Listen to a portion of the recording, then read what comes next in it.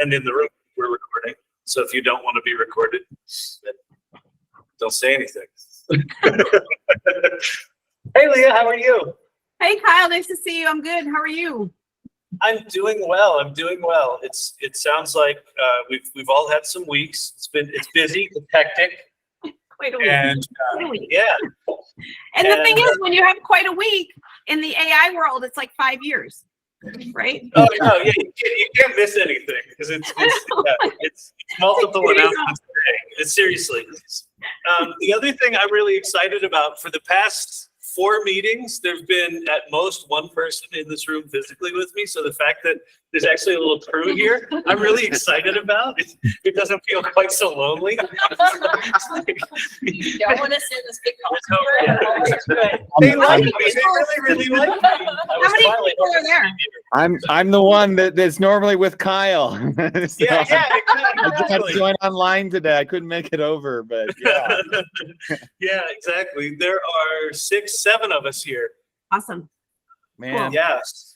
So for anyone that's new, this is the AI Salon, formerly the AI Artist Salon. We dropped the artist largely because the word artist was always intended to be the broadest definition of the term, that anyone curious about this, working with this generative AI stuff, whether it's pictures or words or anything, code, is an artist. But because the art tools are so prevalent, it just felt like it skewed it. So the idea is anyone who's curious about AI is invited. And it's a really, I'm trying to think of the right adjective. The only thing that comes to mind is neat. It's a really neat group. I like this group a lot. And the major prerequisite that we want for people to be here is to be curious and adventurous about AI. And we meet bi-weekly here. We have an online Discord. And where you can hang out and geek out. We also have a LinkedIn group. And Leah is my co-host. I'm Kyle. This is Leah. She's in Boston. Hi.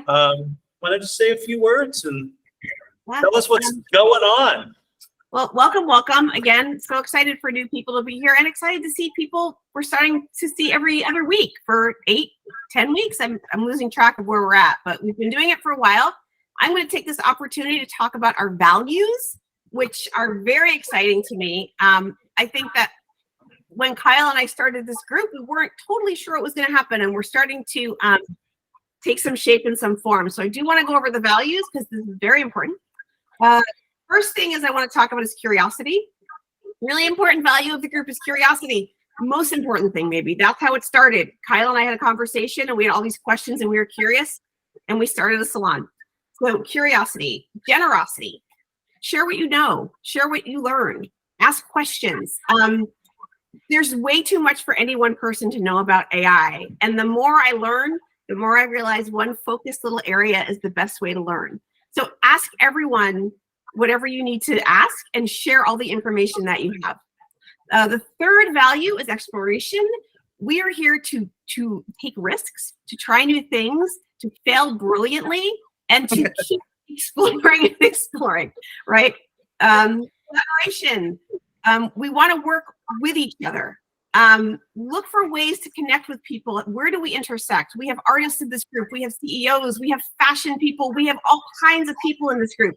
Start talking to each other and seeing what you can create together. Inclusion. We want as many different people in this group as possible with as many different backgrounds and experience. The more diverse, the more interesting this will be. And empathy. AI has all kinds of implications. And I think empathy is one of the most important values to think about what kind of world we want that we're creating with AI and with generative art. And that can start right here in the salon. There's our values. That's it. Yeah. Those are the values. Yeah. So that's what we want it to be. The other thing that we like to do here is to meet each other. So I'm actually giddy that there's people here. Yeah. And so what we like to do is introductions. I've resurrected the phone on a stick, so we'll pass this around here locally in Denver. For those of you online, Ken is our timekeeper and our he will call on everyone. So when we get to the introductions online, we'll have you raise your hand, and that's in the bottom row of icons, the center icon is the raise your hand icon. So I guess we'll start here in Denver. I need to do some microphone and speaker switching. I forget how to do it. I think I've got it. Hold, please. So unmute. I mute that one.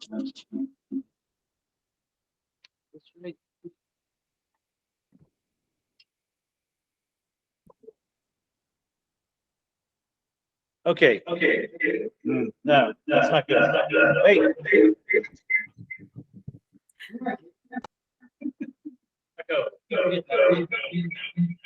Which one do we use?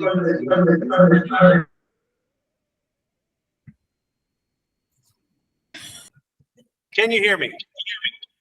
Multiple times. Yep, we can hear you. Okay. No peanut gallery comments. I'm an old guy with technology. You should pity me. All right, who wants to go first? You want to go first? I'll go first. So just tell us who you are. You're all here, obviously, but what you do and kind of where are you on the AI journey from, who's newbie to I invented this shit. All right.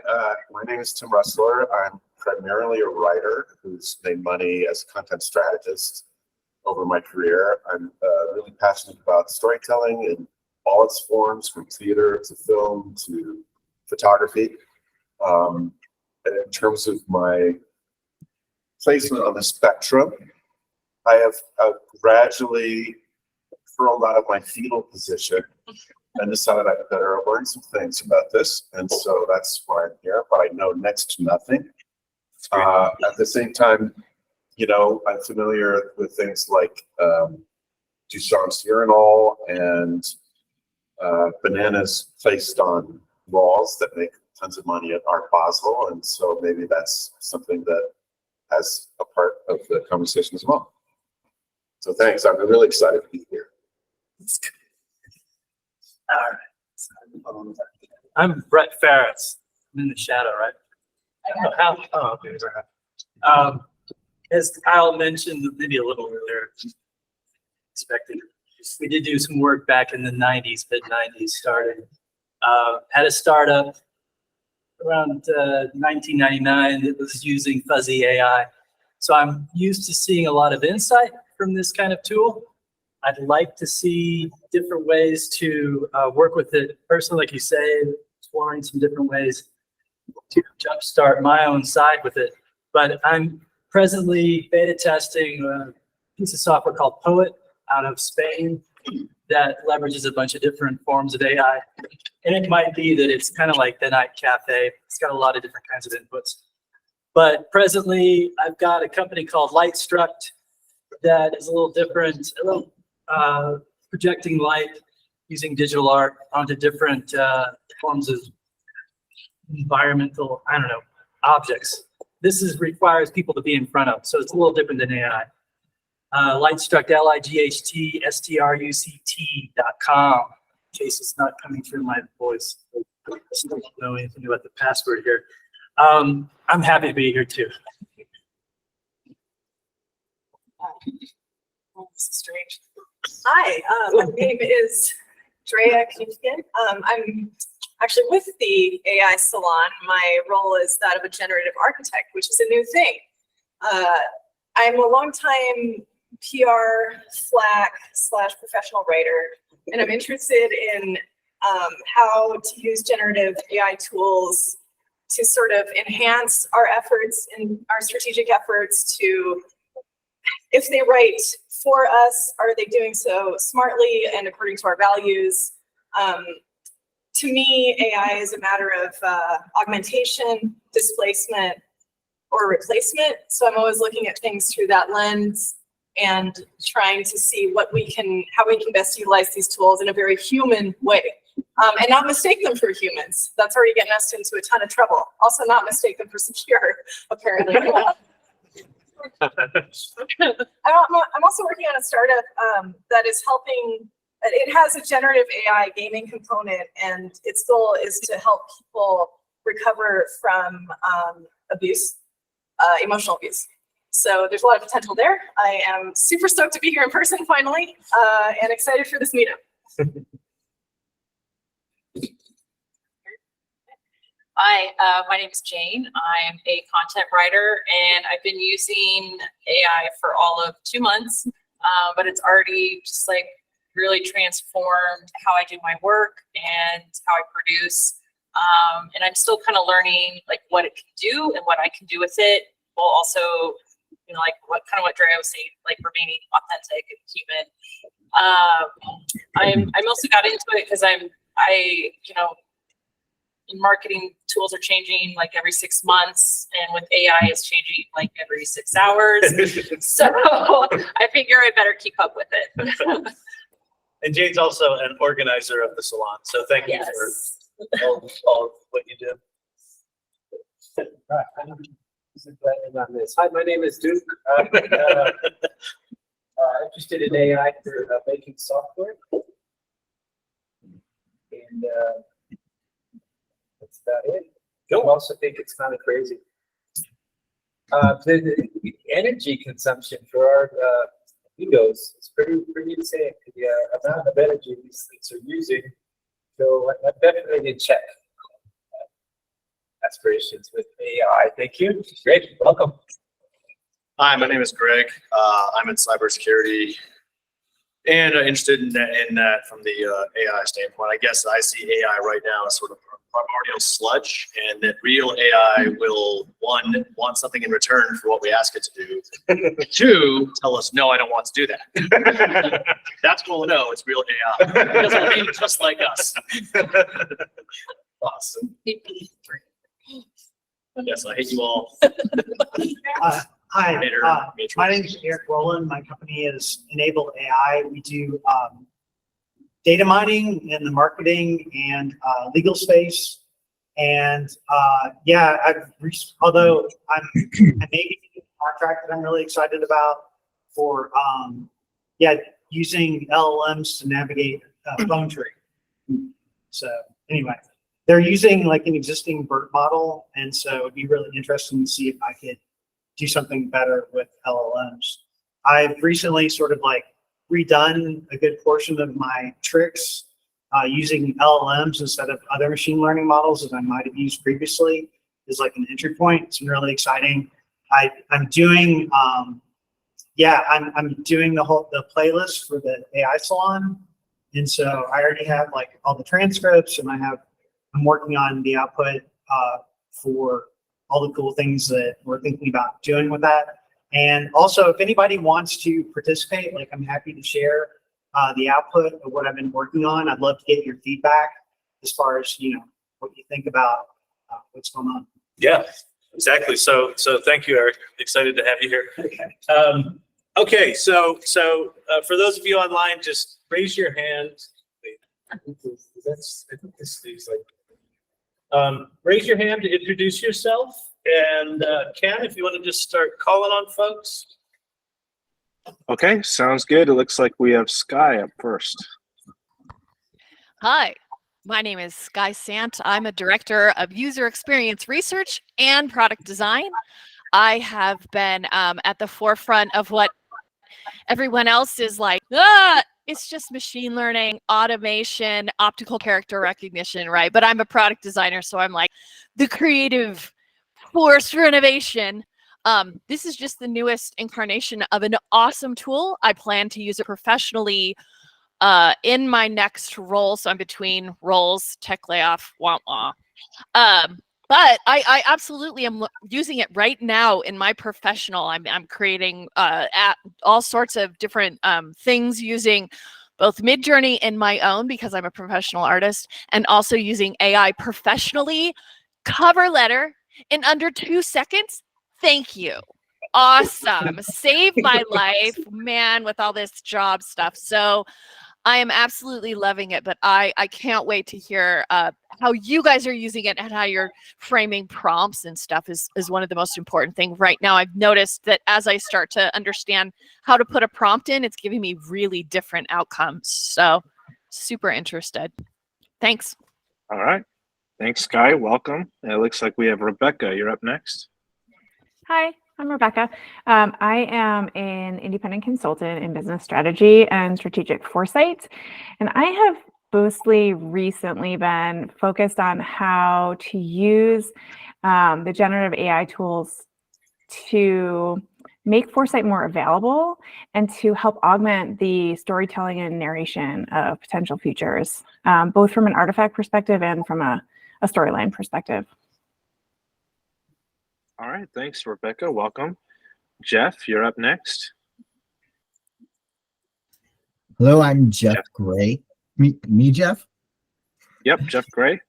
I'm Jeff Gray. I'm in the apparel world. I've been working in the apparel business and have my own company for the last 23 years.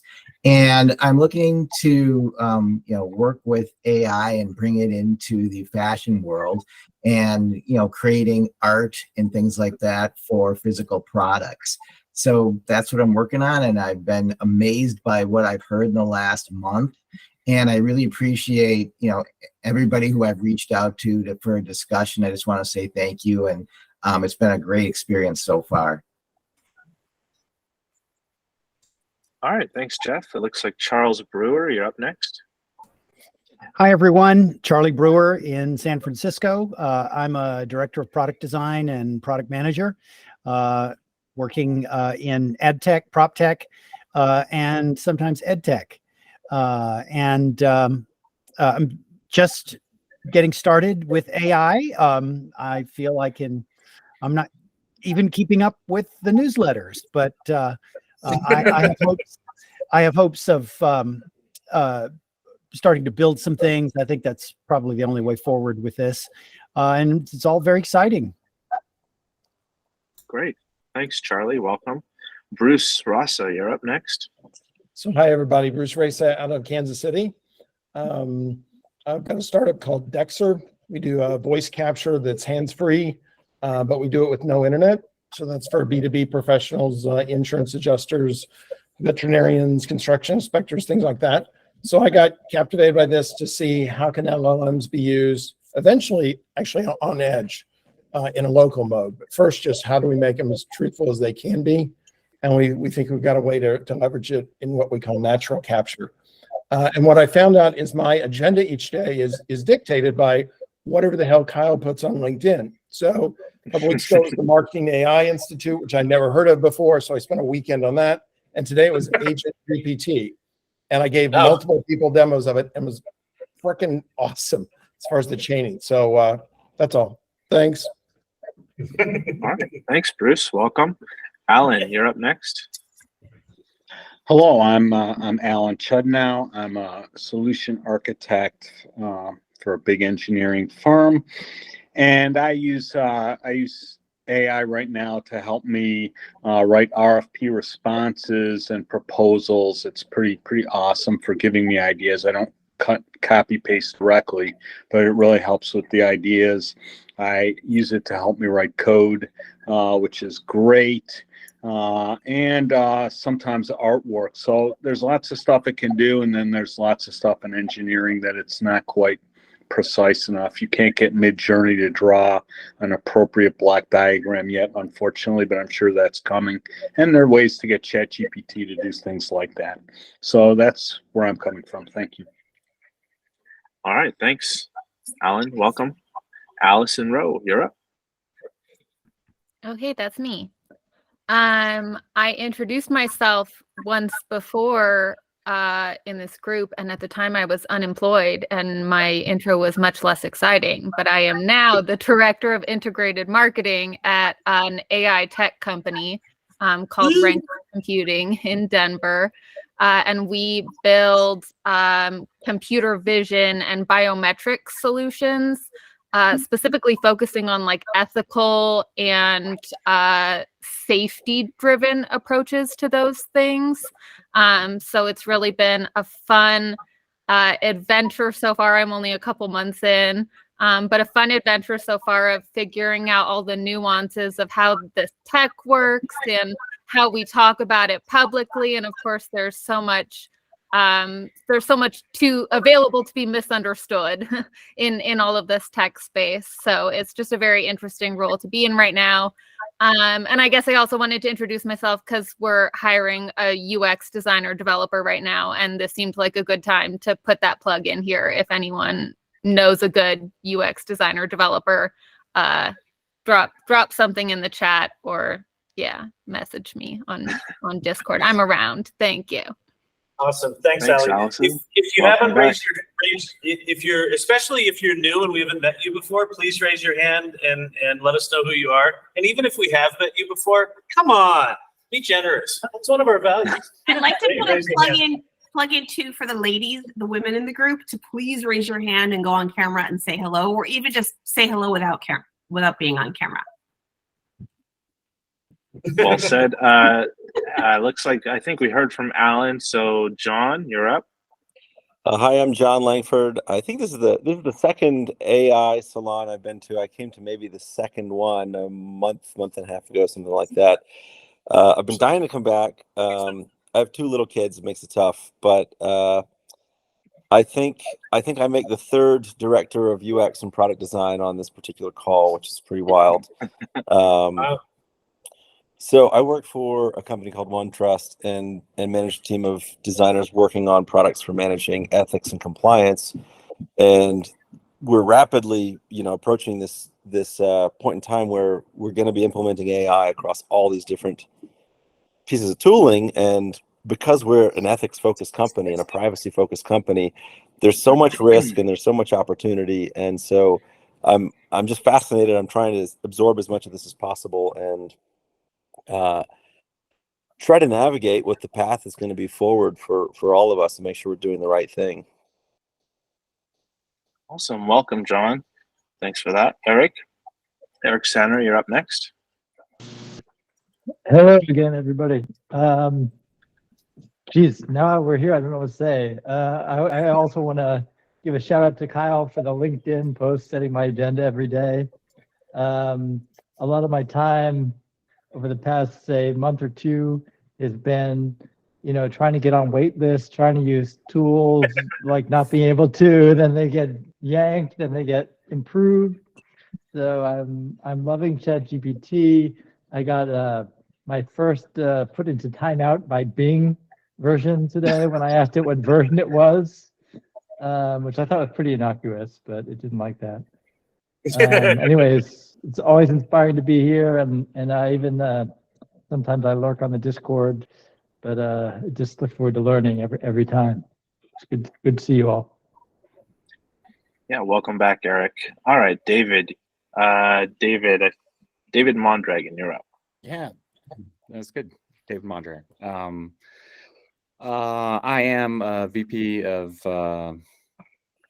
product innovation and product management at a speech recognition company. It's called Invoke. We're based out of Boulder. The company's been around quite a while, and it started out as IVR, interactive voice response, and just collecting audio that way.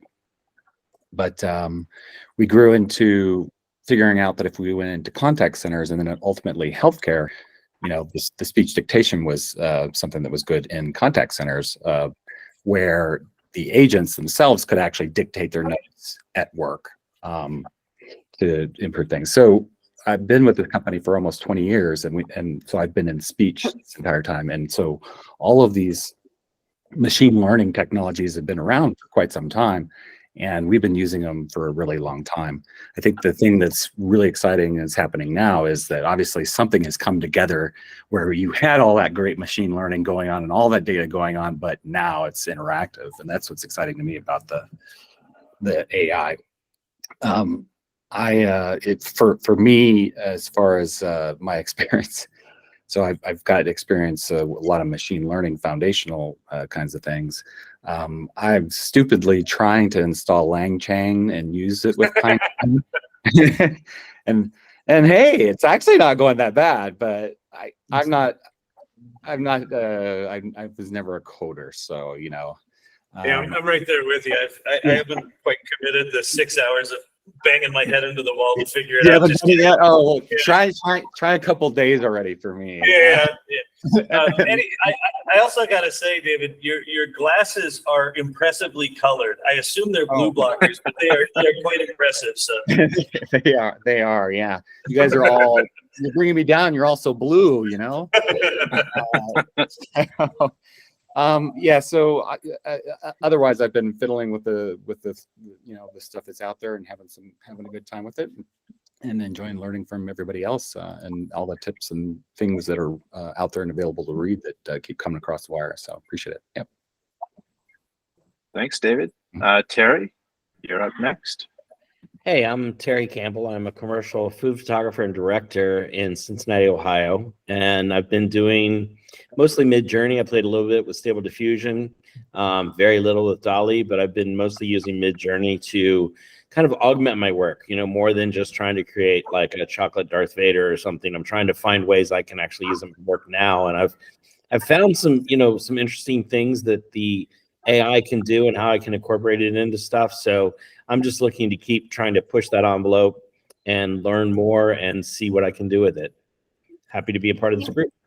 Nice to have another photographer in the group, Terry. I'm excited to connect with you around this stuff. Really, really happy to see you here. Likewise. All right, and with that, I'll throw it back to you, Kyle. Great. Anybody else? Anybody else being shy? Come on. I don't think we got through them all. That's okay. Okay, cool. So we'll get to our speakers in a bit. I don't know. Is Leslie here yet? I know she was maybe coming in person. Maybe coming in person. Just want to confirm maybe she's online or not. We'll see. We'll check in with that. We will get to our speakers in a bit. One thing that I thought would be good to do. I haven't done this in a while. I want to show two things. One is if you haven't used poe.com, POE.com, it's both an app and a website. And what's nice about it, there's a couple of interesting things about Poe. So Poe is created by Quora.com. That's the Q&A site that's been around for 30 years. So their models, as far as I understand, are kind of fine-tuned on the Q&A data as well. The other thing about Poe is that you can use both Anthropic's Claude model. You can use multiple OpenAI models, and they just released the ability to create your own bot, your own chat bot. And I created 8 chatbots over the weekend because I'm stupid. And what I did was I thought, wouldn't it be interesting if you could interact with like Shakespeare? So the first bot I did was Shakespeare. And so what I'm going to do is demo it for you, but then show you how I made it and show you how I made the other ones. And once I got one of them dialed in, it was really easy to iterate it. So I figured it might be good just to share that. The other thing that I thought, I'm just calling an audible here to share this is I'm gonna share Agent GPT, which is one of these autonomous agents. And I'm sharing it for a couple of reasons. One, I think it is remarkably interesting. And then the other is, I think it is remarkably terrifying to some of your security issues. So maybe I'll start with that one, and then I'll go into showing you some of the bots. So let me share my screen here.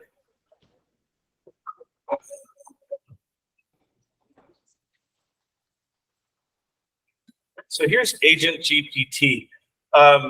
It's the URL is agentgpt.reworked without an ed, with just a d.ai. I'm pretty sure this is just written by a guy. I don't think there's much behind this. It's called a beta, but this is very much an alpha. What autonomous agents are, what LangChain is, if you've heard of it, and there's also AutoGPT. If you are geeky and go to GitHub, I think the top 5 trending things on GitHub right now are all autonomous agents for GPT. So what these things do is string together chains of actions to connect large language models to other data sources. So you can have a large language model go out and search the web and bring you back results and things like that. Why I want to show you this one, it hangs a lot and it's really buggy and flaky, but it's web-based, and so you can just go play with it.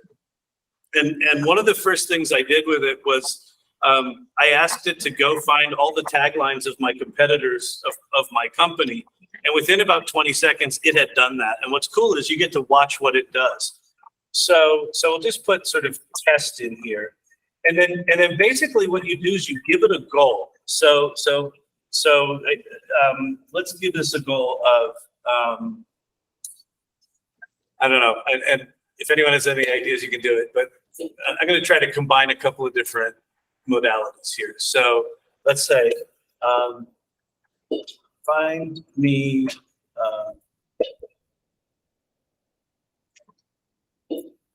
the average price of gas, perfect. Let's say of premium gas in the 5 largest U.S. cities,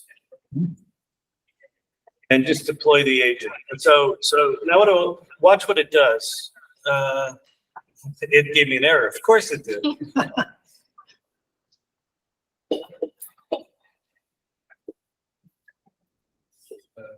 Okay. So let's see. Find the average price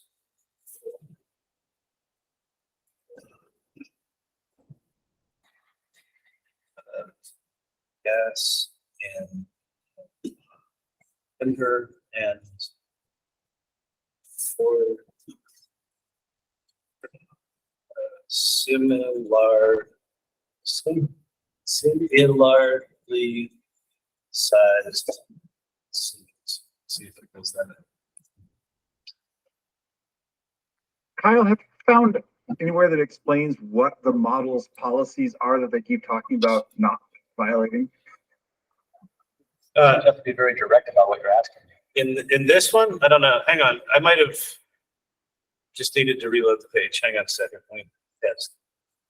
Find the average price for gallon of premium gas in 5 largest U.S. cities. Okay, let's see if this does not give me an error. Please don't give me an error. Okay.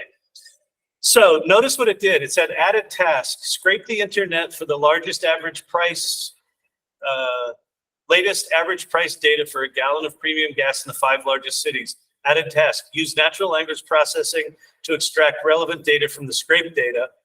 Added task, calculate the average price of premium gas from the extracted data. So then it goes and scrapes it. So it's got, here's the 5 largest cities. New York City, $3.70. Los Angeles, $4.03. Chicago, $3.72. Error adding additional tasks. So the details of what it's doing are not all that relevant. But the fact that I could just type in a goal and then it determines what set of tasks do I need to do to accomplish that goal starts to point to the future where these tools, right now I've been historically thinking of these tools as, you go and you get a blog post from this thing and a picture from that thing. When you start stringing these together with other services, the mind literally kind of explodes. The scary part is if these things are just auto-executing code without any restraints, what might it possibly do, right? The things you can possibly do. Yeah, let's explain. But I thought it was important to share this just because this is the kind of thing that's trending right now on GitHub. So this means the development community is pouncing on this. And with things like Alpaca, the large language models that are kind of just out in the open, this is no longer behind sort of the security and firewalls of OpenAI and things like that. So anyway, yeah, let's kind of open it back up to, love to hear anything you have to say about it other than yikes. And then I'll show you chatbots, which are a lot less scary, a lot more cute. Looks like we have a question from Roger.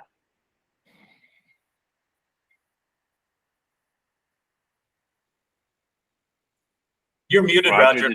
Did you have a question? He's muted. Sorry, there we go. It's useful to look at the text that it generates, because it's more than just chaining things together. When it goes to work on one of these subtasks, often that will cause it to generate further subtasks. So you can really watch it doing this hierarchical decomposition of where your high level thing was. It says, well, that requires these 3 pieces, and then the second of those requires these 5 more. And so it's really doing this detailed structural planning of how to solve the thing, more than just saying, okay, well, that's just ABC. It's super early on, so the fact that it kind of doesn't work most of the time, I think, isn't really the important point. The fact that it works ever is what should be really shocking about it. Yeah. It's a little janky right now. Maybe some more fun search terms than just static, publicly available stuff like gas prices in US cities. Yeah. Like when I did Mexico cartel sales routes. Yeah. I mean, just the kind of stuff really that would get interesting. Sizes. Wolfax sales routes. No, Mexican cartel sales routes. I was gonna say like. So when it scrapes data, is it using like some kind of general database account? Or, I mean, because I know you can get in trouble by scraping general data on the internet. So I'm kind of curious about what kind of account it's using when scraping data. Is it like linked to you in some way, or is it cycling through data centers, or maybe do you know anything about that?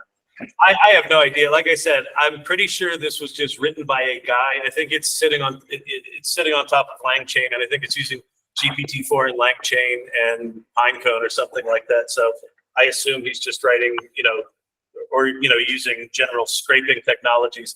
But the plugins that have been added to ChatGPT, when you start adding this idea of stringing them together and getting the large language models to actually take action on the results that they got, hey, I got this interesting result. Let me come up with another set of tasks. Let me come up with another set of tasks where, the difference for me is, like, I've always thought about, you think about those sort of logic trees as a thing you need to think about logically. And with this stuff, no, you just kind of ask it, you tell it a general goal, and it goes and figures that stuff out. So pretty wild. So I would say just go play with that thing. Like, that thing's very janky. It doesn't work a lot of the times, but just watching what it does will give you ideas, especially anyone that's playing around with LangChain and things like that. That's what these tools are doing. So when you hear autonomous agents or auto GPT or baby HEI, that's what a lot of these things are. Gotcha. Okay. Eric, you have a question? Sorry, just a super short comment. One thing that keeps amazing me about ChatGPT is if I ask it to do a simple task, like paste in 2 data sets and say what's missing from one set, what's missing from the second set, it'll always do something extra, like, oh, I noticed some of the things in data set 1 were duplicates. Here are the 7 duplicates I found. It blows me away that every time it goes like beyond your instructions, beyond your simple direct request, it just volunteers other stuff. Yep. Yeah, it does. And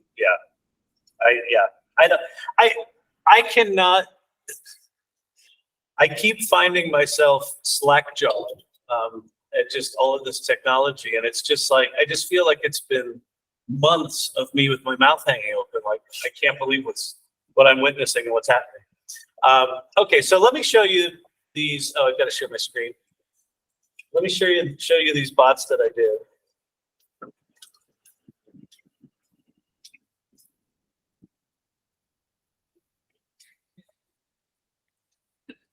So one thing that was kind of fun is I did bots for a bunch of different historical characters. And hold, please. There's Maya Angelou. And so then I went to, you can upload a picture. There's Mary Shelley.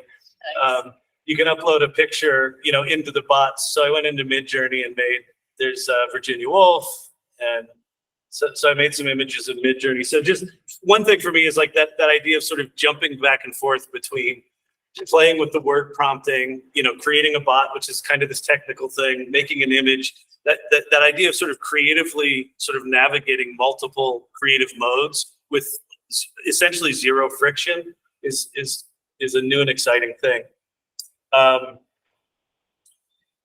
So if you go to Poe, this is Poe, and it's just a chatbot. So Sage is I think that's their model. GPT-4 is GPT-4. You can use that. Claude Plus and Claude Instant are both from Anthropic. So Anthropic is the one that's using constitutional AI. What's interesting about these things is the ability to ask the same questions to multiple models and see what you get back. So let's see. Tell me about why the sky is blue. Something I might put in. So for Claude, so the sky appears to be blue because of how the sun interacts. And then let me copy and paste this, and we'll just go try it in another thing. We'll go GPT-4, see what it says.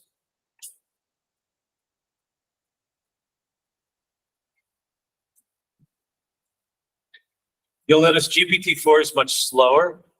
So it's more sophisticated, but it's very slow. So this actually gave us a link to a link called Raleigh scattering. So this is now incorporating links into it, which is interesting. And it says I've got one. It looks like you can do 2 GPT-4 calls, or no, it looks like you can do 1 in some amount of time. So they're limiting it. But you'll notice down here, I am Shakespeare, I am Maya Angelou, I am Mary Shelley, I'm Virginia Woolf. The first one I did was I am Shakespeare. So his little greeting. Hail to thee, I, the phantom bard of Avon stand, to serve thee well and write at thy command. So let's take that same thing. Tell me about why the sky is blue. And the sky hath not a hue of blue so fair, but rather acts as a lens to let the sun's rays pass through the air. If I go to Maya Angelou and ask her the same thing, sort of start her over.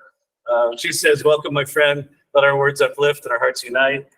So here's the same thing. Maya actually gave me a scientific answer, which is good. Let's see. Emily Dickinson. Let's see what she does. So she writes us a nice poem.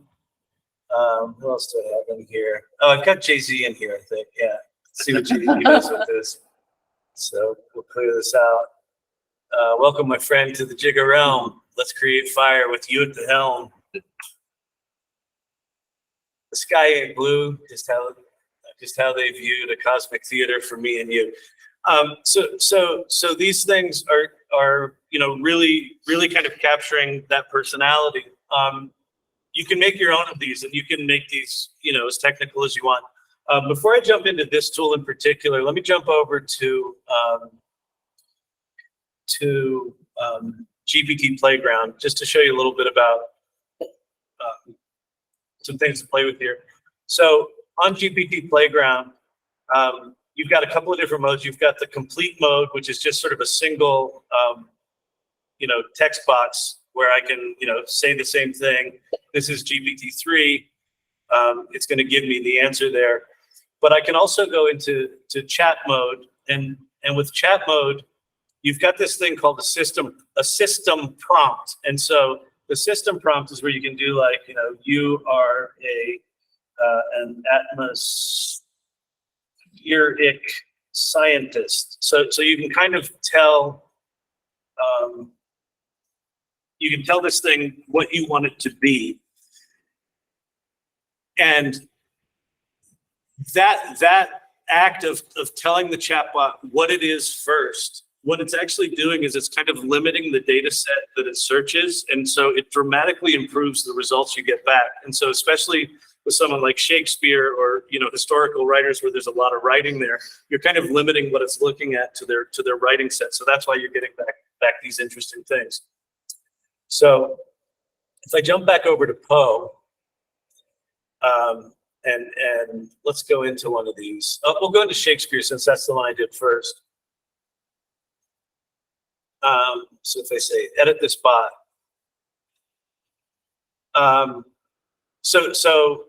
it's actually quite simple. So, you name it, I am Shakespeare. So that's just sort of the URL based on that. Then you give the bot a description, right? So here's what it does. You choose a model.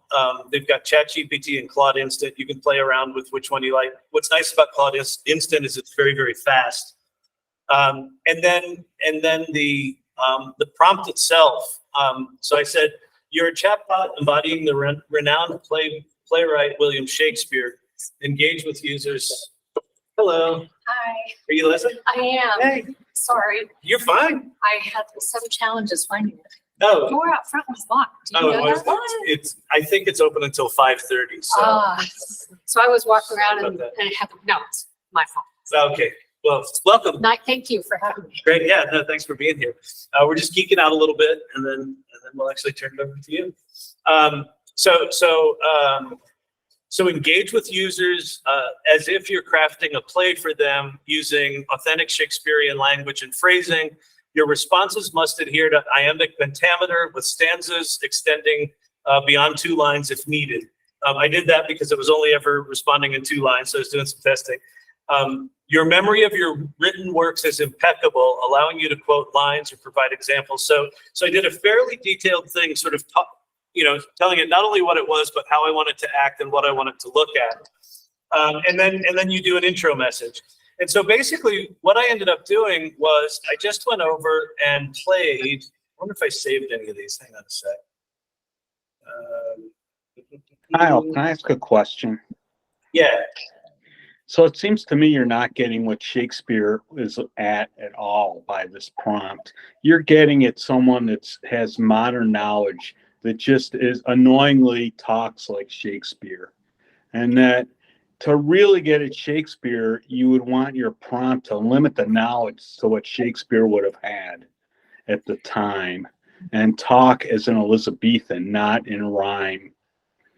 And even then, of course, there are limitations that we're assuming that Shakespeare was anything like what he wrote, which he probably wasn't any more than Isaac Asimov was like what Isaac Asimov wrote. So there's just lots of sort of truthy like things which bother me about pretending to be fictional or real characters by their writings.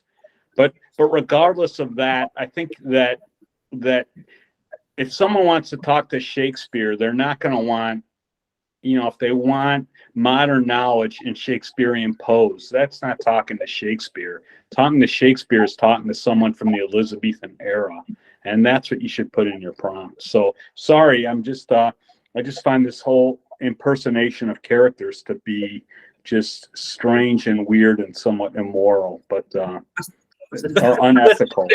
Well, thank you. Yes, yeah, I know. I have offended the Bard's Ghost. Well, so part of why I wanted to share this was to encourage you to go do your own thing. Like what I would say is go make that bot. Absolutely, because it would be actually interesting to compare what I did here with what you just described. The other thing I wanted to share is this. So this I just kind of did as a lark, but let me share one other thing. So if I go to ChatGPT, let's see, Cobot prompts. So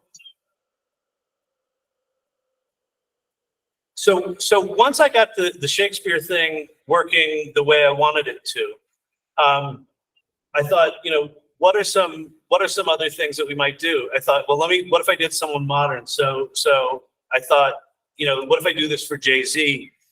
And what I told it to do was take the thing that I wrote for Shakespeare and rewrite it for Jay-Z.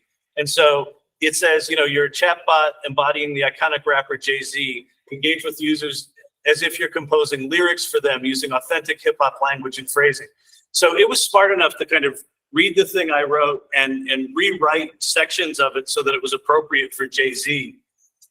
Then I went and and said, you know, who are some other people that are in similar neighborhoods? Edgar Allan Poe, Jane Austen, Oscar Wilde, Tupac Shakur, Eminem, Kendrick Lamar. Then I even had it at some point here give me a table of those people and what the description of them might be. So I was able to very, very quickly, once I got one of them working the way I wanted it to, really quickly iterate on that. And then I just went back into Poe and basically created a new thing. So I can do these really quickly. What's also interesting is the more you use these things, the more you realize, oh, that's not actually giving me the kind of content I want. You can just go back in, change the prompt, switch it up. So with that, thoughts other than prompt critique, which is good. Yeah, question. I guess my broader question is like, why? Like what, you know, when I think about a tool like this, it's what's the end goal? Like what's the, how is this helping us? Like how for me personally? Yeah, well, I just mean like, not just for you, like it looks like it's fun to play with, but how does it advance on AI? Like how can we use it as a tool? Like, or is it just fun to use? Well, maybe I could shed some light on that. A few weeks ago, we had a presenter. His name is Abram Maldonado, and he showed off Clara AI, which was basically kind of like a virtual model of an AI bot. And the first thing that comes to my mind is creating that virtual 3D model of an AI bot, and then comparing this cobot with that, and you get a very robust educational tool. Is kind of my first thought. Yeah, and you know, where my head's been for the past 4 or 5 months is I just want to keep building and building and building. Yeah. And what was nice about this is it was a very low effort way to generate something new. And I thought, oh, wouldn't it be interesting if is just to see what it would look like if you could get it to respond like Shakespeare in iambic pentameter? Because I've done that with ChatGPT where it's like, you know, give me the weather like Eminem would say it, right? And so I thought, you know, can you get it to consistently react in a certain way? And it does do that, right? And so for me, it was really just to learn it. I think, you know, with this idea of stringing things together, I think if you take different tools like that, like you could imagine having sort of different lenses that you're prompting these large language models through, where one lens might bring you back code, another one might bring you back something creative, another one might bring you back something journalistic, and then you have another one that combines them all together. So for me, it was just a very quick way to learn how to iterate it. Did it work? So okay. Looks like we have a few questions here. Sorry, go ahead. In Denver, yeah, go ahead. Do you have a question there? Well, I'm just curious, could you do it with like philosophers? So like you could do it like an issue and then Nietzsche, Freud, Plato, and it would respond with their not just manner of speaking, you know, but reasoning as well. Like, you know, from my perspective as St. Augustine, blah blah blah. Yes, you can. Like I literally just did these as sort of cultural reference things, sure. and then I did 4 of them, and then someone said, "How about some women?" I was like, "Oh shit!" And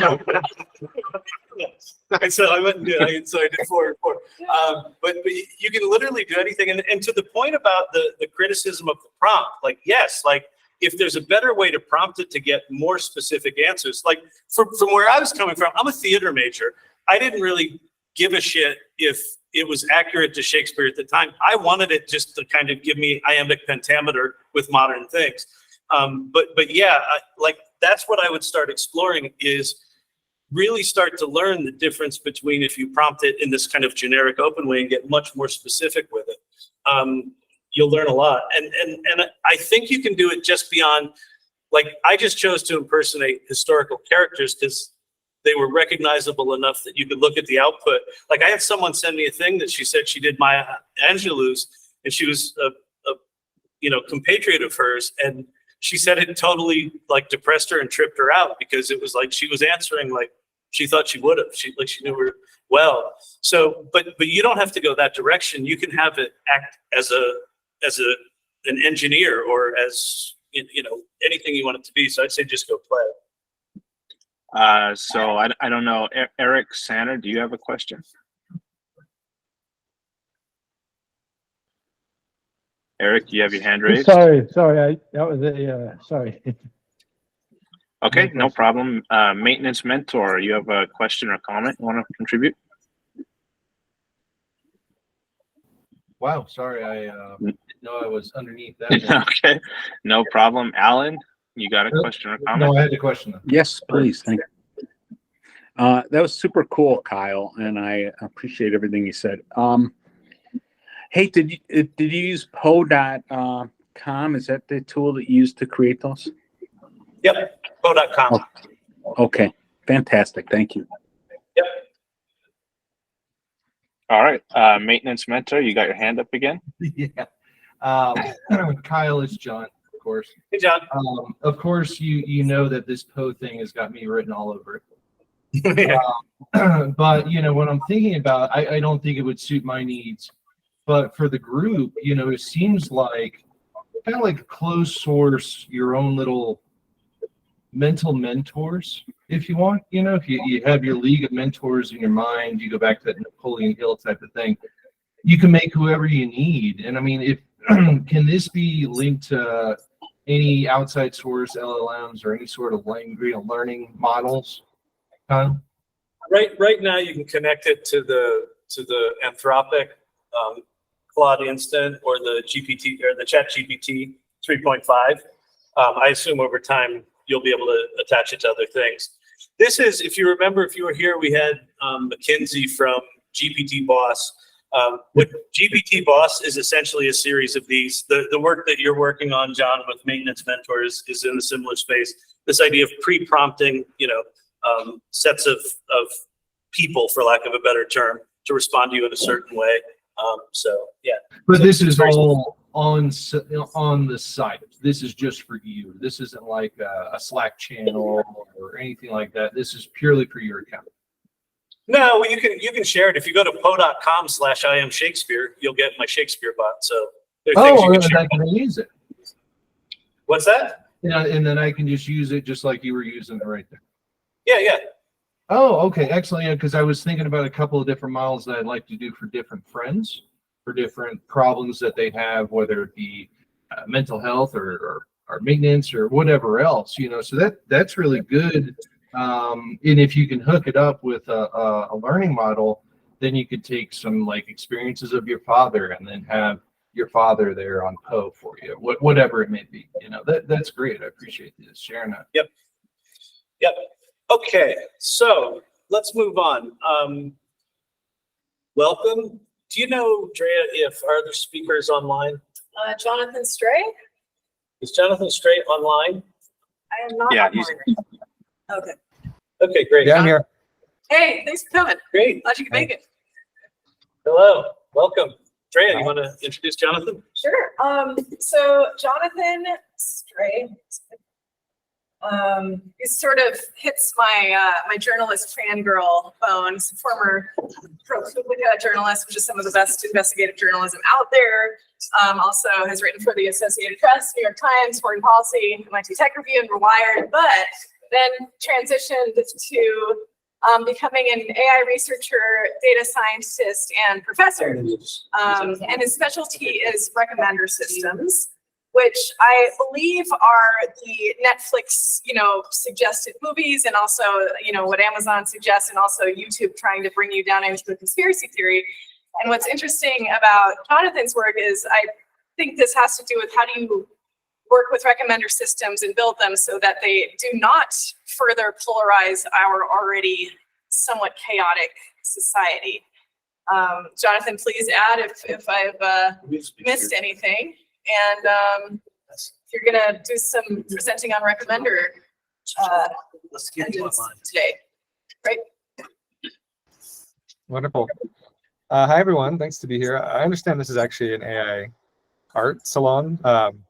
I've actually done a bunch of interesting tech art. I started my career as a graphics software developer and worked for Adobe for quite a while. But I'm going to talk about something completely different today. Still media, though. So let me do the screen share thing, and we'll take it away.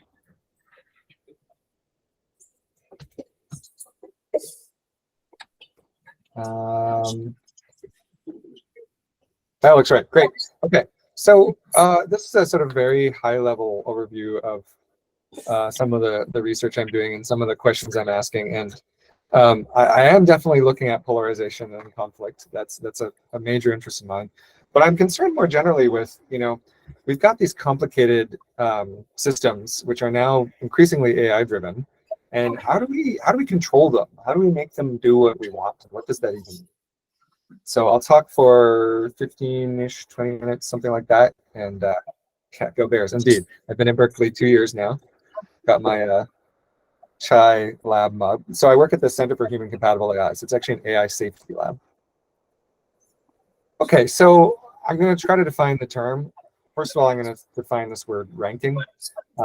So ranking just means taking a bunch of information and ordering it, right? If you want to deal with information overload, you have to prioritize in some way. And essentially everything online is ranked in some fashion. Including search results, right? That's a type of ranking too. If you type in a word, well, how do you know what order to return the pages that have that word? But there's kind of this spectrum, and generally we think of search as ranking based on a query. Usually not very much personalization, although there is personalization on all search engines actually. Because if you search for like, plumber, you don't want every plumber in the world. You want the plumber near you, right? That kind of thing. And on the other end is recommendation, which is it's a ranking system that has no, usually runs without a query, and usually gives highly personalized answers. So, for example, Google News, right? That would be kind of silly if you had to search for the news stories that happen instead of them being shown to you without a query. We can get, a little finer grained and sort of do it on 2 axes, right? Based on sort of what sources can you pull from and how explicit is the query.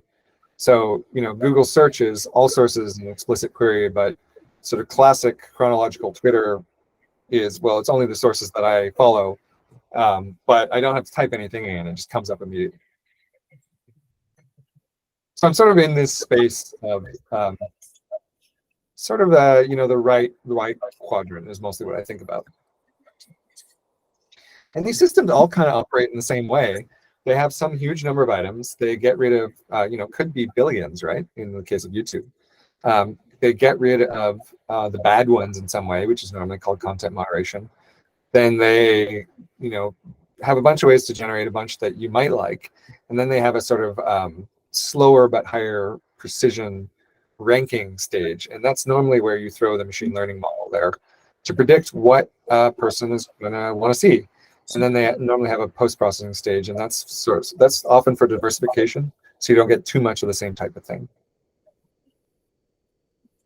And the actual scoring models, right? So how they work is you assign a score to each item, and then you return the top ones. They kind of all work like this, right? You have a bunch of data on the left-hand side, and that all of those arrows sort of on the left there. That you can think of that as there's a big neural network there. And what it produces from all this data is a bunch of probabilities that the user will do something when they see it. So the probability of liking or commenting or sharing or hating or, anger reaction, fave, whatever it is, right? And then you combine those predicted probabilities to a final score. And the idea here is that the things that you interact with, normally you interact with them because they have more value to you. People give more attention to things that are valuable to them. So that's the idea. There's some problems, of course. And we end up with something like this. We estimate the value based on some weighting of these parameters. If you're super nerdy, in this space, you'll know that Twitter open sourced their ranking algorithm a little more than a week ago. And so we actually know what these numbers are for Twitter now. But it's not just this sort of engagement optimization. It's also things like, do we think this is from a fake account, or maybe it's not from a very reliable source, or maybe it's clickbait. And this sort of in a nutshell is how all of these systems work. And I wrote these slides originally and a post that goes with them, a couple of years ago. And then the Twitter source code came out, and it pretty much does exactly this.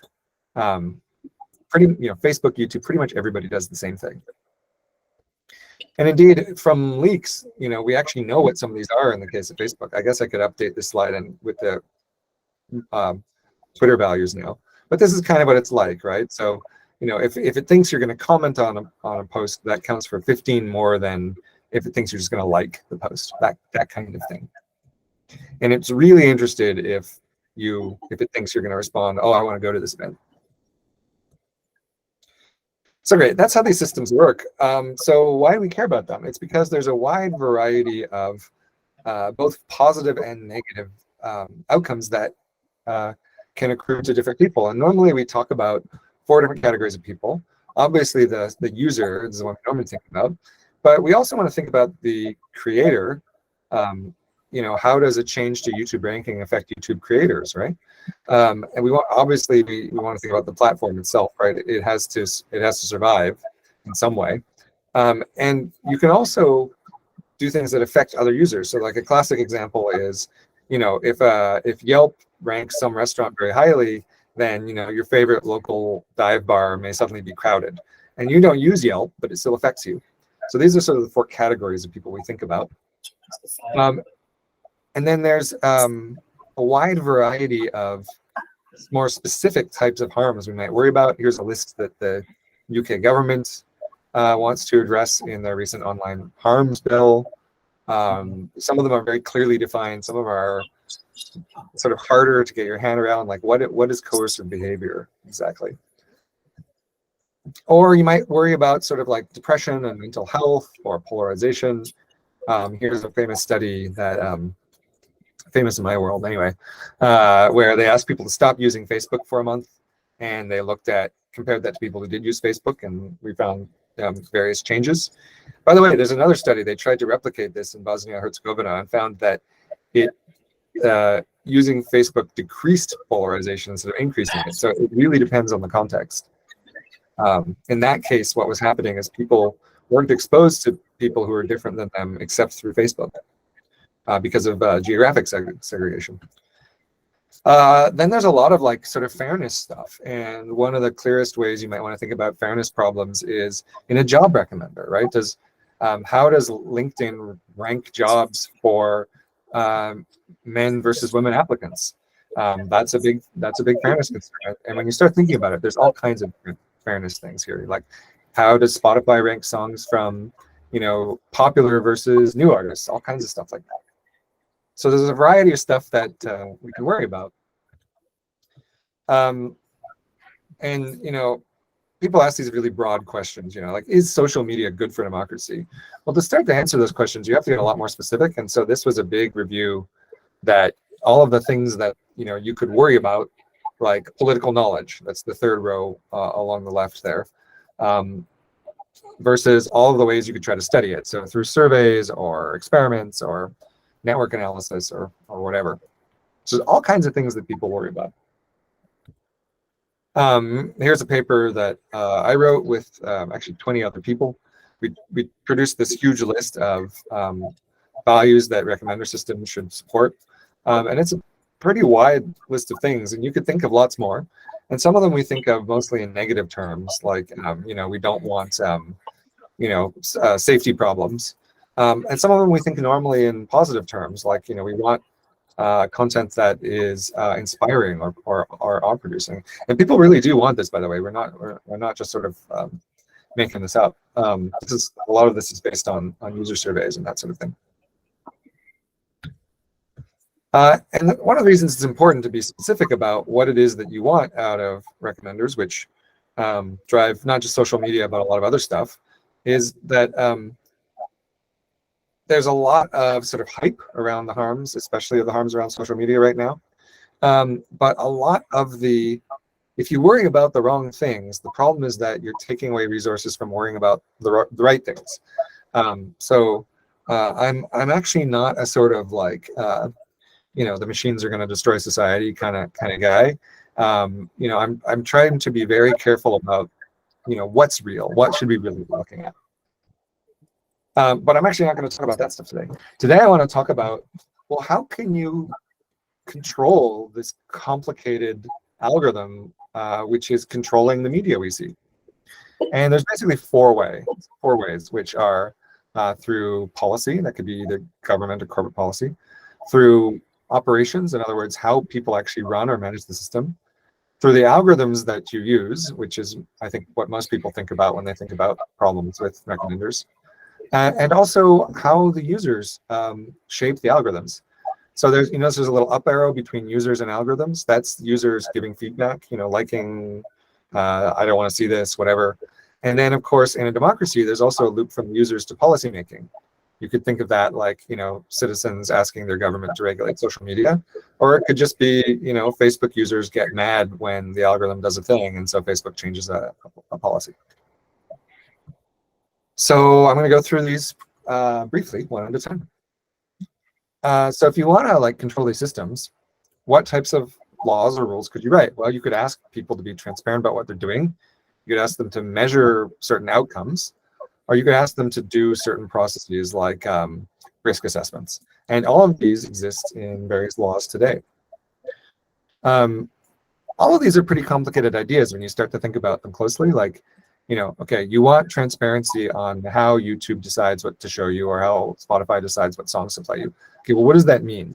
Do you want a little, you know, like Netflix does, you know, because you watched this thing, or because you like dystopian sci-fi movies? Is that what you mean by transparency? Or do you want the source code, which we now have from Twitter? But that doesn't really necessarily help you without a bunch of data about what users are actually doing, and, you know, how much what content they're actually seeing. So there's this whole question of like, what is it that you want disclosed and why? It's very easy to say something like, I want to know how the system works, but on what level is the hard question. Also on the question of policy, you know, there are ways other than government. The basic problem with social media regulation is it's laws about speech. And so you really don't want the government making laws about speech, but you really don't want billion-dollar corporations to be making laws about speech either. So who's left? Well, the answer is all the rest of us. And there's an idea which is gaining ground in tech policy circles called, which is to use a citizens assembly, which is you get a random representative group of people together to have a dialogue about the issue. And this is actually ancient. This has been used since ancient Greece as a method for making democratic decisions. So now the next level down, it's, well, how do you actually run these systems?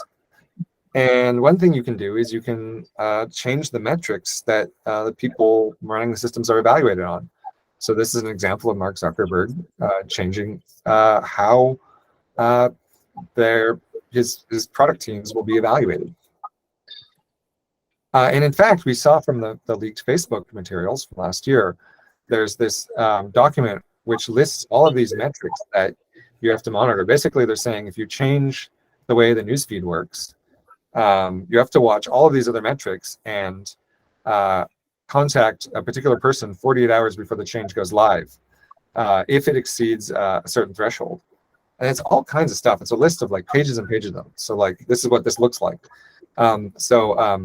NEQ stands for News Ecosystem Quality. It's basically a very rough estimation of whether a link comes from a credible news source or not. And what it's saying here is that if you make a change to ranking, presumably for some other goal, and it changes the NEQ metrics by more than 0.2%, which I think would indicate the sign would indicate like a drop in the quality, then you have to email that person whose name is blacked out. Or even if it just changes the number of links that have stories about politics by more than 1%. So, and it's all kinds of stuff. It's a lot of stuff that is relevant to revenue. It's like, you know, ad impressions and number of messages passed on Messenger and new friends made. It's all of that stuff. But a lot of what we might consider like values relevant stuff as well. And people are inventing new metrics all the time. Spotify has this metric, this diversity metric. And what they mean by diversity is if your playlist or like the songs in your session contain both popular and unpopular songs, or songs from popular and unpopular artists. And so they want to increase diversity, to increase musical exploration and give new artists a chance and all that stuff. And what that graph at the bottom shows is that there's this sweet spot where they can increase diversity a little bit. You sort of have to read it from the right going left without having users stop using the product, right? So if you give too many songs from unpopular artists, then people don't want to use Spotify anymore. So there's all these complicated trade-offs, right? You can't just sort of decide what you want, because people will stop using the platform if they don't like it. And then the next level down is algorithms, and this is often a level that I work at. So all ranking systems are, in the end, they're voting systems. Sometimes they're explicitly a voting system, as in Reddit, where you can actually see the upvotes and downvotes. And sometimes it's sort of implicitly a voting system, like Twitter, where, you know, if enough people reply to something, then it's going to be shown to other people. One of the fundamental challenges here is that you can't necessarily tell just from looking at what someone does on the platform whether it's good or not. I can read the message. Thank you. I have 10 minutes left. So this is the difference between preferences, like what someone actually wants, and choices, what they actually do. And this is where you get clickbait. You can click on stuff and that's bad for you, right? That sucks. You're like, oh, why did I click on that, right?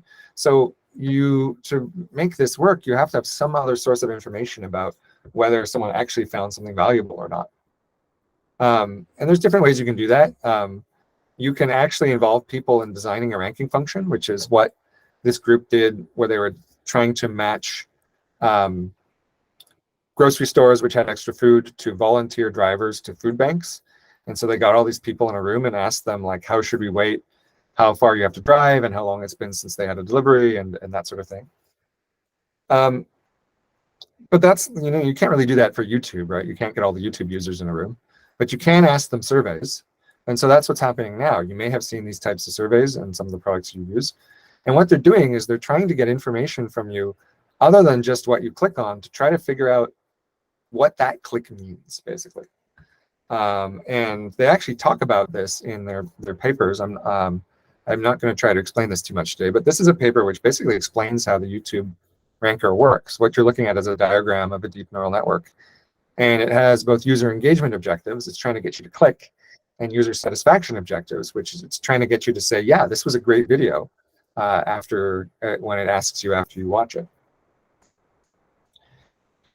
But, you know, it's not like we can just change the algorithms and have everything work exactly as we want, because as soon as you change how things are ranked, you changed what people do.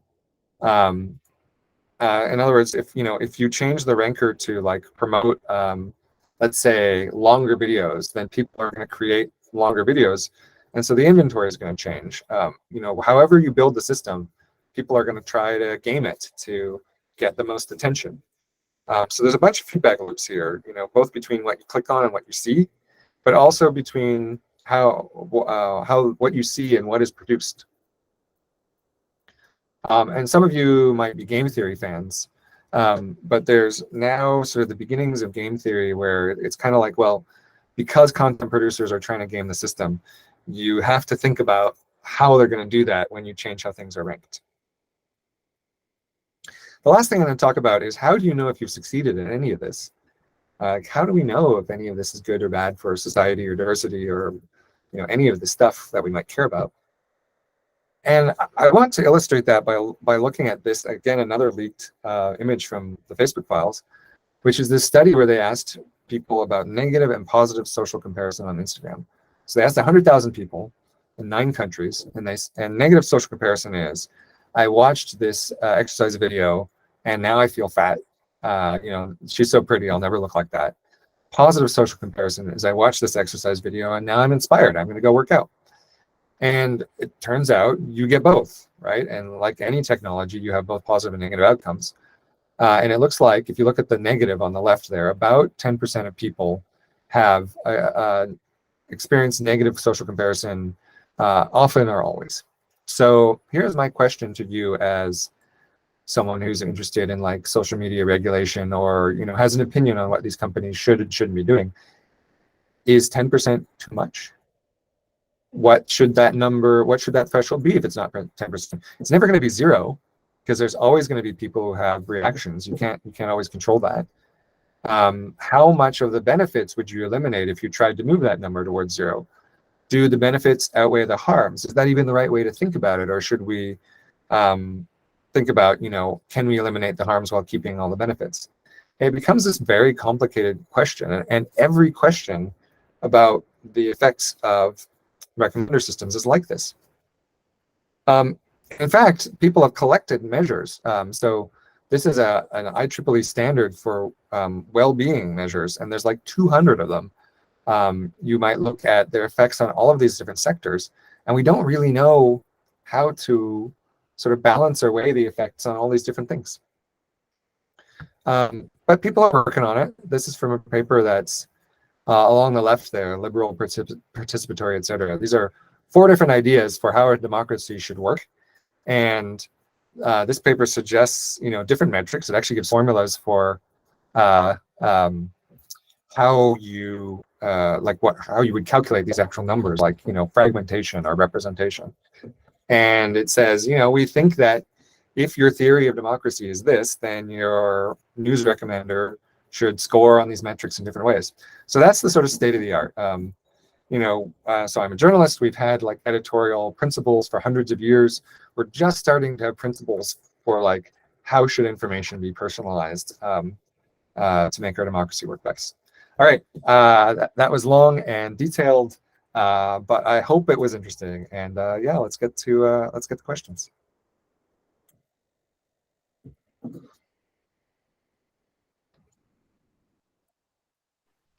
All right, anyone that has questions, please just raise your hand and we will ask Jonathan that question.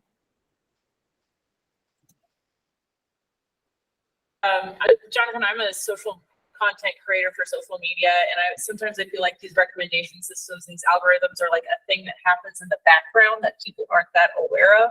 And you kind of talked about like positive versus negative, and like what should that differential be? What is something that you wish users understood about this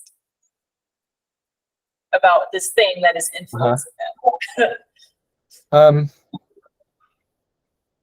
That there's always competing interests. So, for example, news publishers got very upset when Facebook reduced the distribution of political news content, because they're like, this political news is important. But Facebook was responding to user surveys saying, we're seeing too much politics online. Everybody thinks that their content is the best content and deserving of love and attention. But here's how I want to put this. The question isn't, is your content good content? The question is your content better than the other million items that could be shown today, right? Because the user's only going to consume 10 of them. So that's a really tight filter. And anytime you're saying this particular thing should be more visible, you're also implicitly saying, well, this other thing should be less visible, right? So there's more that is worthy of attention than anyone can give attention to, is I think the thing that I most want people to understand. Okay, cool, thank you. Okay, yeah, right here, and then Ken, take it from here. I've got to let someone in downstairs. Okay, when you mention tailoring information to people, doesn't that risk bias, and that you're basically confirmation bias in telling people what they want to hear versus generalized information, what they need to hear, and then they draw their own conclusions? Yeah, for sure. Yeah, so I just co-authored a long post about this.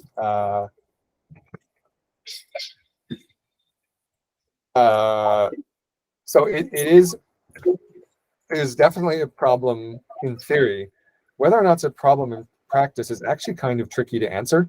And you find all of this paradoxical stuff when you go looking. So for example, people who are more politically extreme actually monitor a wide variety of news. So for example, white supremacists, and I don't mean like, sort of generally white supremacists, I mean like actual like white nationalist organization members, read the New York Times more than the average American. They're very, as someone put it, they have to monitor what they hate. So there's all of this weird stuff, and we actually get exposed to quite a lot of cross-ideological sort of high diversity stuff. It is definitely something to think about and to watch for, but the empirical story is a little bit complicated. you know, All right, we got a question here from Alan, and then I think we'll have to move to the next guest speaker. Alan, you have a question? Yeah, I'm on my iPhone and I was trying to get the link you just posted. So I'm a little delayed working through the buttons. So one of the things, it seems to me that you have really no choice but to filter somehow, because someone's going to be doing the filtering if you just gave everyone everything. So I'm okay with that. Do you see a role for AI, maybe a personal AI, in helping to filter independent of the big filter? So you could just set maybe you could have the social media thing, set the filter wide, and then have your agent help filter it where you're in control of the filter rather than someone else to your own standards. So that's sort of question number one. And then question number two relating to that is, can you use AI to maybe help answer or write policies for some of these decisions, simulate what the effect might be as well? So rather than just saying, let's, it seems to me that what you really want to do is experiment with a whole bunch of different approaches and see what works, rather than legislating a big change and then finding, oh, that was wrong, and that's really hard to evaluate. Thanks. Yeah, great question. So yeah, it would be great if we could install our personal rankers, and there's a robust discussion going on in the policy community about, they call them third-party rankers. It's a complex issue. You could in theory write a law that required it, but it's not quite clear how to. Anyway, I'll just leave it at that. And then the question of, what you absolutely want to do is do a bunch of experiments, and you can't. You probably don't want to legislate design, because these systems, everybody sort of thinks of Facebook or Twitter, but what about ranking podcasts on Spotify? What about Google News? What about TikTok, right? What about Google search, right? They're each very different contexts where you want different things. So it might be better to have a narrowly tailored law that is based on outcomes, right? This, as sort of macabre as it is, right? We have safety standards that say you can't, put more than X amount of chemical into a river. We should think about some of these bad outcomes as sort of like pollution, right? You can't have more than X percentage of your users report, negative social comparison, for example, right? And so I think there's maybe something you can do there, where you can think of the negative outcomes as pollutions, where you have to set limits, and they won't be zero. But that gives us a sort of democratic lever to manage these systems. Thank you. I know that Cory Doctorow has a great word for negative search outcomes. He calls it the inshitation. Yeah. I love that term. So thank you for your answers. My pleasure. All right. And Roger, I see you have a question, but I think we're going to have to move on to the next speaker. So if you want to just throw your question in the chat, and Jonathan, maybe you can answer them in the chat. Yep. We'd appreciate that. Thanks so much for attending my random lecture on recommender system policy. Jonathan, thank you so much. That was so interesting. Thanks for being here and offering your wisdom to us tonight. I will stick around for a few more minutes to answer some questions. Great, terrific. Thank you, Jonathan. We like to do a little golf clap for all of our speakers. So well done, golf clap, Jonathan. I really appreciate it. All right, Drea, do you want to introduce our next guest? And Leslie, why don't you come over here? We'll just do it on my machine. Okay, sure. Okay, so while they're figuring that out, I will introduce Leslie Hughes, who is the CEO and founder of iSPY Technologies, which is a company that also leverages AI and matchmaking technologies to create deep search work organization collaboration tools. Today, though, she is appearing more as her other role, which is the president of the Digital Media Licensing Association.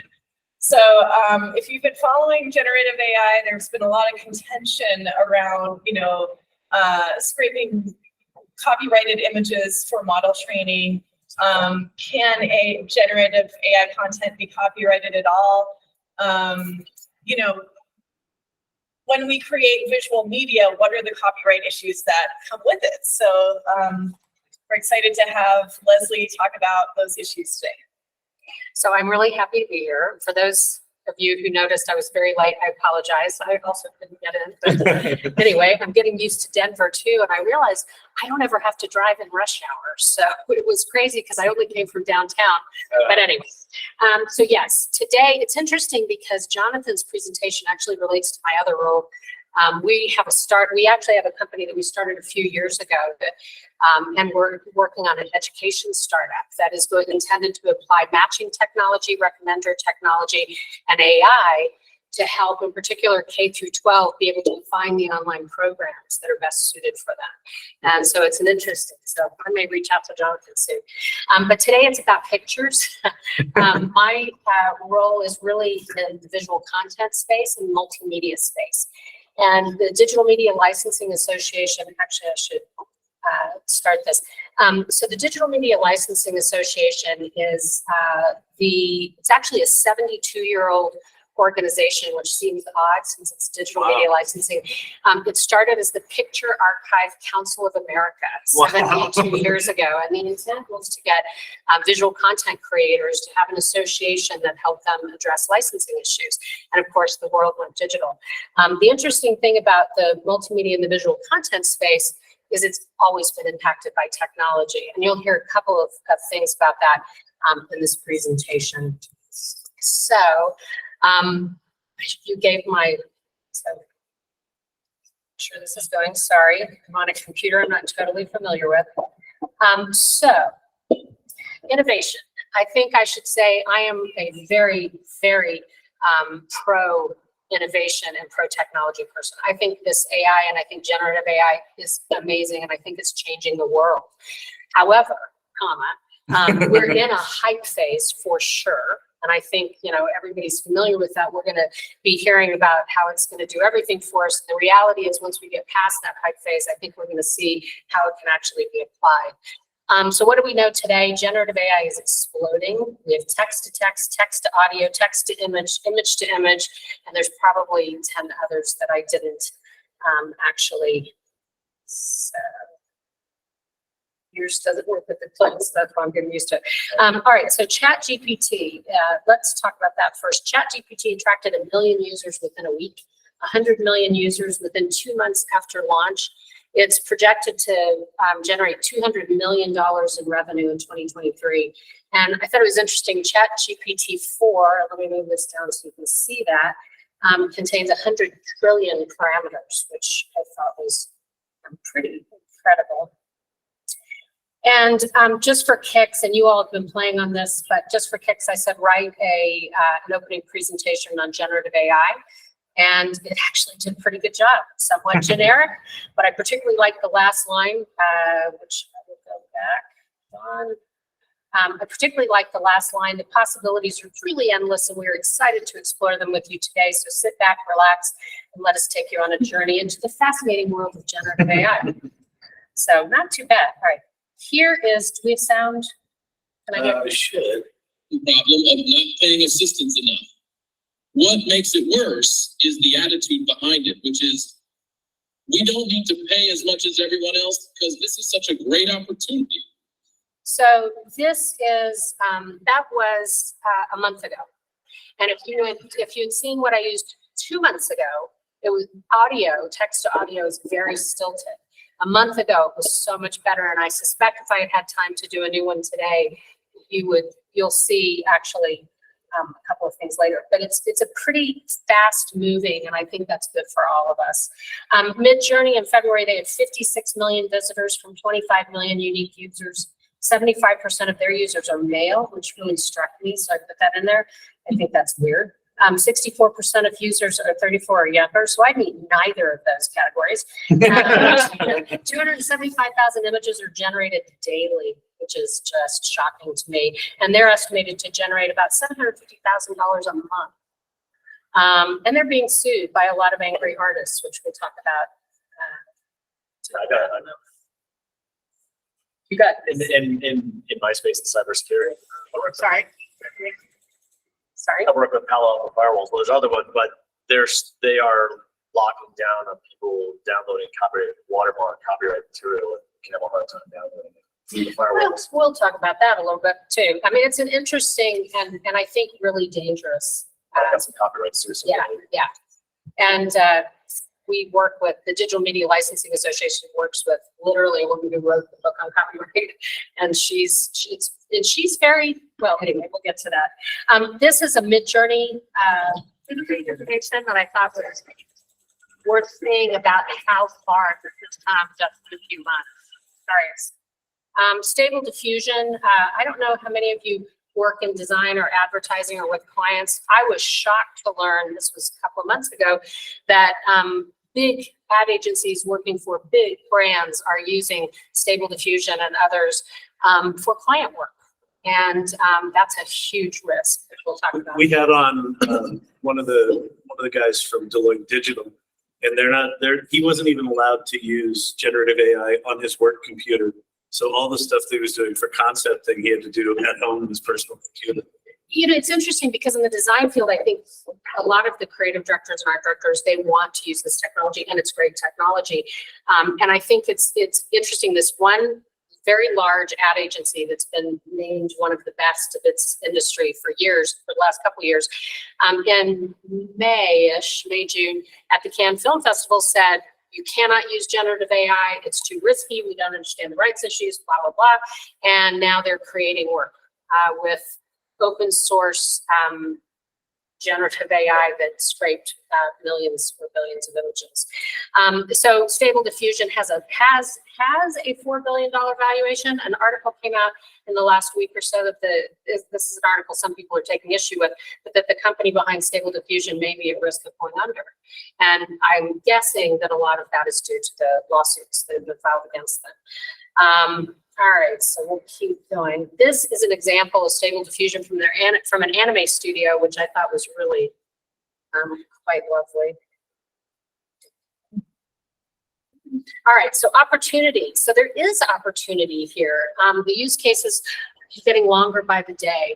People are using it to write emails, invitations, social media posts, storytelling. You all probably saw the Ryan Reynolds where he went and said, write a script, and then for Mint Mobile created it, which was very interesting. I think he had to clean up passwords, but other than that. Hyper-realistic product images, visual branding materials, photorealistic images. I thought it was interesting. People are using it to improve their SEO, which I thought was brilliant. In fact, we tried it. Keyword, customer service, your other speaker, I think, or someone talked earlier about the bots, and I think customer service, you'll see some examples of some companies that are creating human training. Synthesia is a company that we work some with, and they're doing some amazing things. I think ran across one of the fundraiser for firefighter and police last night. They called, they handed me off to I think it was a human at first, then handed me off to, I think it was a bot, because the bot did not respond to any comments at all, any random comments. Oh, yeah. We're in the it just sat there dead, and I'm like, this is because it's not even responding. There's nothing, just dead silence. So that was. I talked to Victor Ripperbelli, who is the CEO of Synthesia, and he said something that's obvious, but it really resonated with me. He said, we are like cave drawings right now in generative AI. And he said, and in 5 years, we'll be making motion pictures, which is pretty interesting. So really, the motivation behind saving money, not creating things. Yeah, well, no question about that. We don't have to pay people, so it's going to be great. We make tons of profit. Yeah, so fashion brands are already starting to use this, but I thought this was interesting. If you notice the hands, at least with images, hands are really tough for generative AI. She has 6 fingers on the upper left hand, and the other one looks backwards and long. I'm not sure.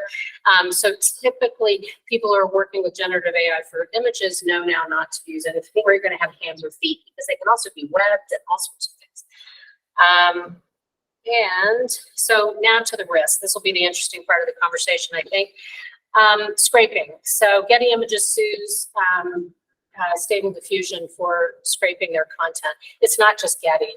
It's individual artists. I read an article about a portrait artist who has every image that she's ever put up online of her portraits out of oil paint have been used in one system and has been used to create a style in her style. The kinds of I think there's really sort of two points to this. And let's see if I remember what my next slide is. Because I think all right, so we'll talk about the scraping a little more. LinkedIn had a 6-year court case against a company who scraped their information and images off LinkedIn, and they won last November. And I think I hope it doesn't take 6 years, but I think you're going to find that scraping data is going to be very bad for companies like Stable Diffusion and Midjourney. And I'll get back to this. So deep fakes is another huge risk. We're all familiar with the disinformation. Go back a little bit, the disinformation.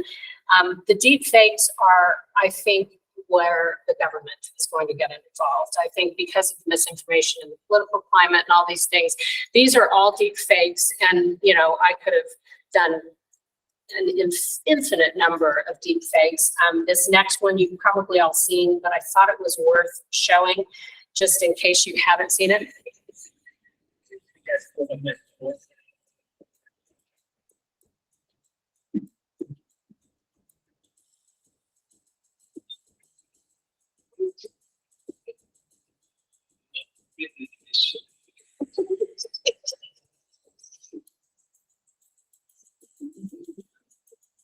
So that's probably one of the most well-known deep fakes, but it's a huge issue. And I think when you go into the copyright issue, there's two sides to this coin. The first is if you're an artist and you've created content, that is automatically copyrighted.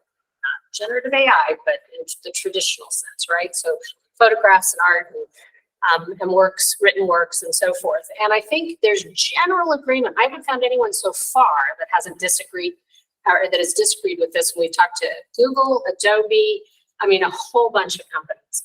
And people generally agree that if you have copyrighted work, you should be able to say if, how, and when it's used.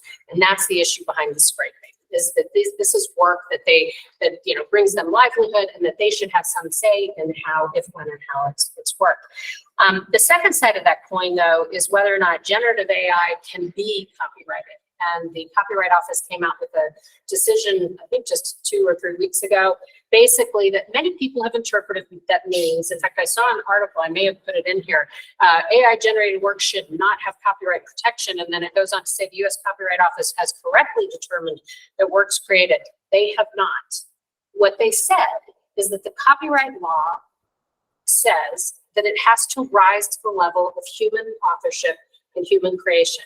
And let me give you a real world example. When the camera was created, there was a huge number of people who argued and fought against photographs being copyrightable because, after all, they were created with a camera, a machine.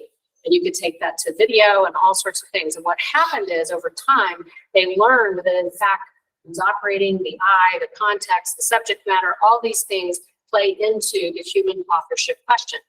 DMLA, Digital Media Licensing Association, which we call DMLA, has a conference every October. And we had Shira Perlmutter, who is the registrar of the U.S. Copyright Office. And she's the one that gave that example. So there is no doubt in my mind that they're thinking about how they're going to address how generative AI rises to the level of human authorship. And at this point, at least, they're saying prompts alone don't do it.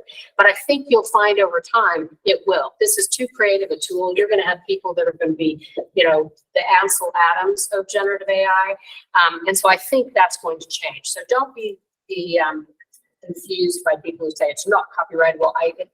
Just the people who have done it, they said they didn't have enough information, or they brought misinformation, whatever. Let's hold questions to the end, just for just because time was. Yep. Sorry, and I'm talking a lot too. No, it's good. This is awesome. So basically, deepfakes, misinformation, artist rights, and copyright for generative AI. However, some companies are addressing this sort of limbo land in copyright law by trademark law. So if they're creating work for clients, they are now considering trademarking that work, because then they can protect its use. And so if you're a big agency working for a big brand and you create work and someone can just steal that work and use it, you don't want that. So they're now finding these workarounds, which I thought were really nice. All right, ethical AI, this is where we're headed. I think everyone is headed there. So why do we need to care? Well, it's projected to be a $15.7 trillion business in 7 years. Oh my God. Those are big numbers, lots of zeros. Wow. And companies are going to have to comply not only with US law, but with global law. If you're a global brand and you're doing something in Europe, I mean, it's all over the place. Israel is being very favorable to copyright or to generative AI right now. So there's tons of issues, and you're going to really have to have people that are knowledgeable. And I think that's going to start sooner than later as quick as this is moving.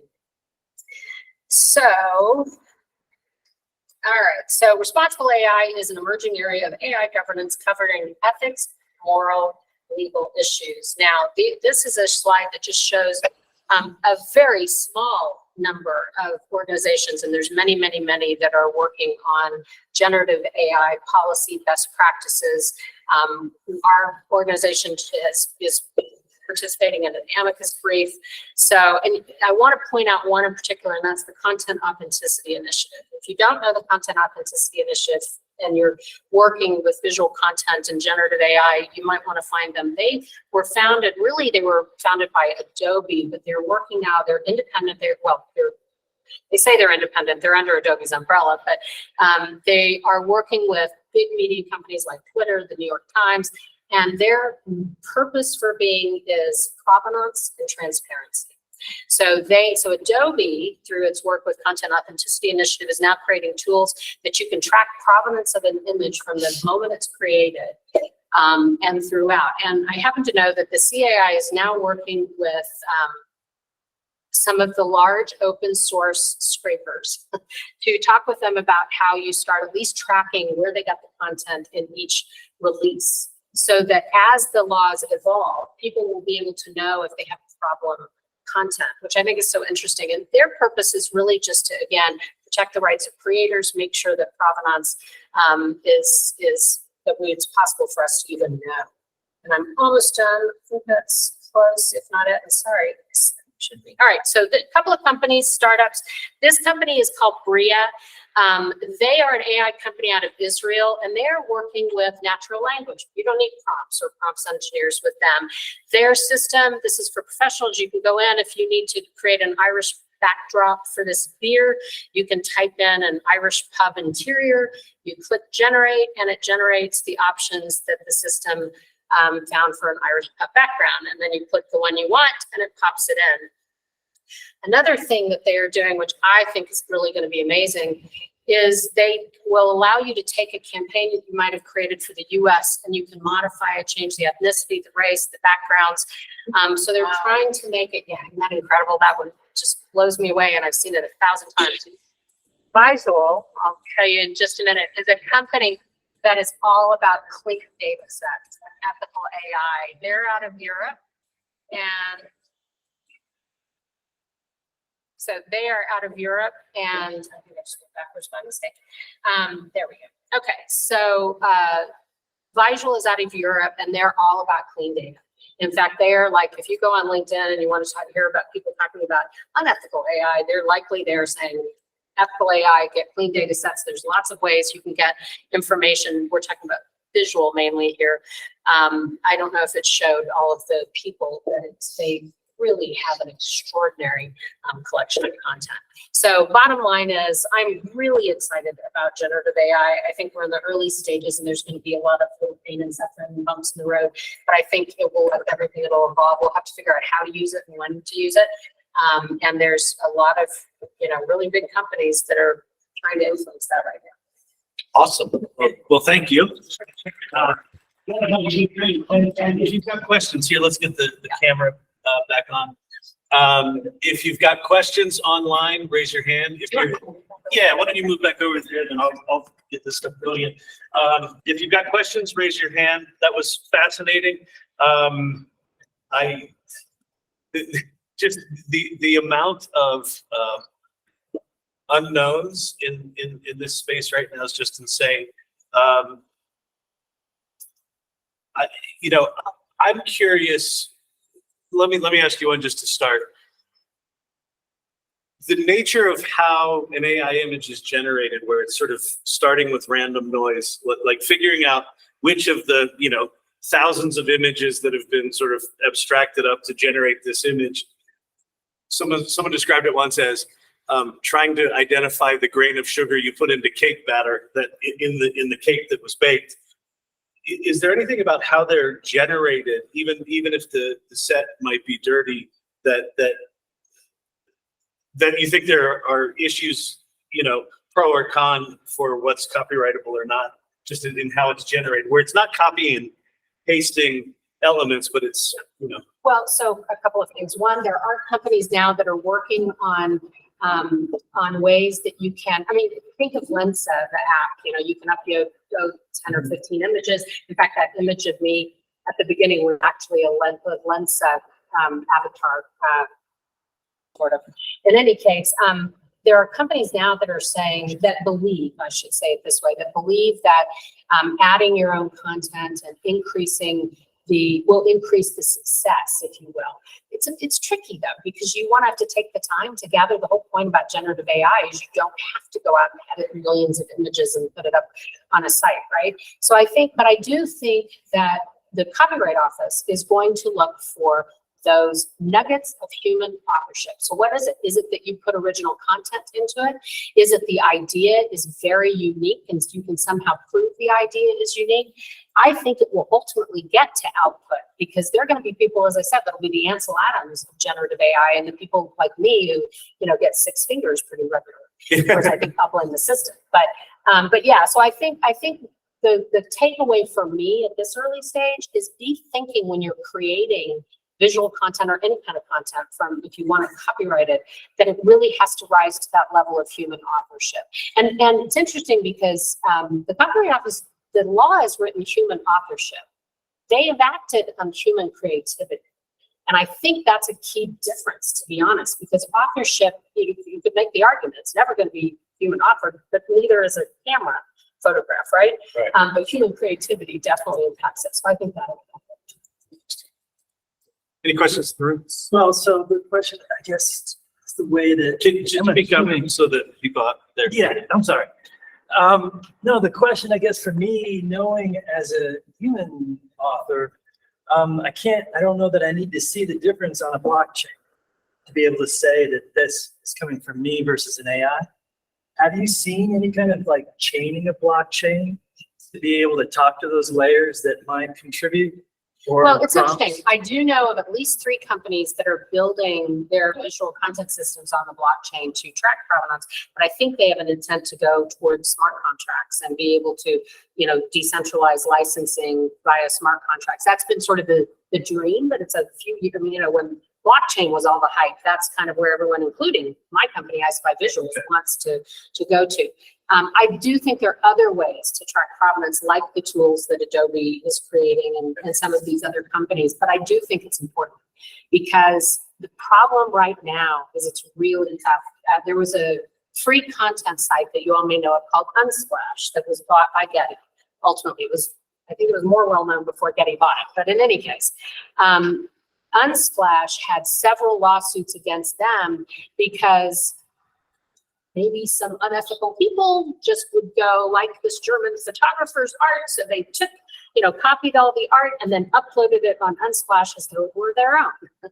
There are a lot of bad actors in the world, and there are just thousands of those kinds of examples. And I think what frustrates artists is that they want to be able to control what, if, and how their content is used. It's not about free content. Free content's great for certain uses, but hopefully the person who created it is allowing you to use it for free. So I think blockchain is a great tool, in my opinion, that we haven't fully learned how to exploit yet. And I do think that it would be important. I think NFTs, which we probably should stop calling that, but the use of NFTs, this law firm, Nancy Wolf, who is with the law firm out of New York, she's the one I said wrote the book. They have a group of a department or whatever, their law firm, that's focused on NFTs and entertainment around that. And blockchain is hugely important for that, obviously. So I think, but again, these individual technologies, I think, will come together, but hopefully in ways. Great. All right. I think we have. Yeah, one more question from Jeff. Yep. Oh, thank you. Leslie, very interesting. Thank you very much. I'm in the apparel business, and I'm working with some AI tools to create art, and I want to be able to sell them on physical products. I know that it's a wild west out there, and there's a lot of unanswered questions, but my question to you is, are there any tools out there that I could add that would red flag something that is too close to a copyrighted image? No, and I'll tell you, this is, and the reason I say no, now, Yes. I do believe that there are people working on systems that can tell if content has been scraped from identifiable sources like Getty Images or Shutterstock or something like that. But I think we'll get there. But the reason I say no right now is that you are talking about, what was it, ChatGPT-4 at 100 trillion data sets or parameters. Yeah. And if you think of that, it's so massive that at least my gut is that's kind of the wrong way to go, that what we've got to do is shut down the scraping and allow companies. I mean, right now, there are companies that are negotiating that scraped Adobe images, and they're now negotiating to try and get the rights. And Adobe will probably do it because Adobe has embraced this and said they're going to come out. We'll see. So I think the short answer is no. But again, I think that it's a huge problem that a lot of, like Stable Diffusion and Midjourney in particular, I don't think they really believe that it's going to be a problem, which for me was a little strange, but I think they were so enthusiastic. And how could it matter? It's billions of images or trillions of, parameters or whatever. But the reality is, it's weird. You saw that bad generative AI that had the Getty logo in there. I mean, it's just, we got sued back in the analog world. I worked for this company that was owned by Kodak, and we got sued for an image of, it was a bunch of smiles, literally teeth and smiles, composite. And we got sued. We were like, what? Turned out it was a dentist's office that put together, this dentist fancied himself an artist, and he put together a bunch of smiles from patients in his practice, and he submitted it as a work. And the person who sued us recognized their smile. Now we settled rather than go to court. But so you'd be amazed at how many, like this portrait artist who really was very distraught because her style was very unique. And not only have they stolen all her art, they were now tagging her style as something, that she could create. So, I feel bad for this. He had his hand up and we put him down. Can you ask what this is? So yeah, going to the human generated thing, with copyrights, having a couple myself, and the copyright treaty, there's two copyright treaties that really hold it all together, so that a band that wins Eurovision has global protection for the most part, except for countries that don't care. But even they're signed on the treaty. So in 2017, Saudi Arabia granted citizenship to a robot. Haha, seems pretty stupid. But is it out of the question that an AI or human created AI or whatever gets something similar? And then you have the problem of, we're saying human generated, as in only humans can be citizens, but now you have something artificial that has citizenship in a country that signed on to the copyright treaty. And now we're going to tell a copyright treaty signer that your citizens don't count. Yes, that's a massive problem. And I'll give you an example. Right now, the UK is considering copyright law that would really make it easy to take other people's work. So that's a concern. You've got Israel that's very favorable. You've got the US that's being very cautious. So it's all over the place. And we are under a copyright treaty that was written a long time ago. And by the way, one of my complaints and one of DMLA's roles is to try and affect copyright. We do so in the United States. We have a sister organization in Europe called the Senate CEPIC, CEPIC, Center for European Picture something. And we work closely together because we want to try and align. We don't always. I mean, there have been debates where in the US we've taken a different position, but we do try to align. And the one thing we do all agree to is that the laws need to be updated. It was written in an analog world. And, as we've seen with the Internet Copyright Millennium, whatever the acronym is, Act, and they're trying to cobble together responses to the new digital world, and we need someone that has the foresight to really go out and create law around digital works and so forth. So I think that's a real big risk. I mean, who knows who's going to do what, But right now, the innovation and the money is like making people's eyes this big. And so they want to go full force into that multi-trillion-dollar revenue landscape. And, you know, why not? I think we'd all like a little piece of that, but it creates that, it's moving so fast that I fear we're going to allow certain things and have to backtrack. And so my advice to companies is do as much as you can to work in an ethical way so you don't get burned down the road. You know, it's not just for a good moral, you know, but it's really, you don't want to get burnt down the road.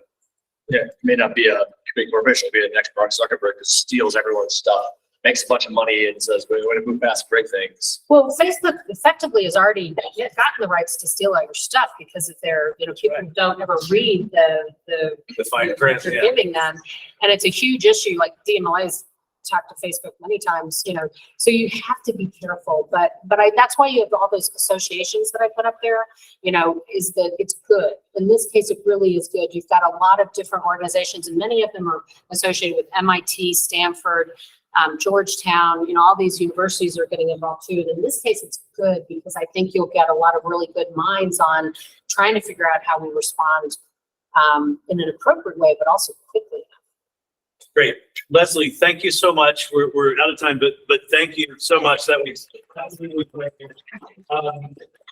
Leah, thank you so much to you. I know we're wrapping up here, but thank you all for coming. For those here in Denver, right down next to the thing is the Barrel Bar. Like, since we actually have people in person, like, why don't we go hang out? So for those of you online, if you want to hang out, jump over to the Discord and hang out on the voice chat, and you can geek out on Midjourney, and us in person, we can drink virtual beers at the virtual bar with the AI generated copyrightable things. Thank you all very much. Thank you, everyone. Leslie, thank you for being here. Thank you. Ready to come join us? Yeah. All right. Actually, I should go thank that guy because he's the one who let me in through his back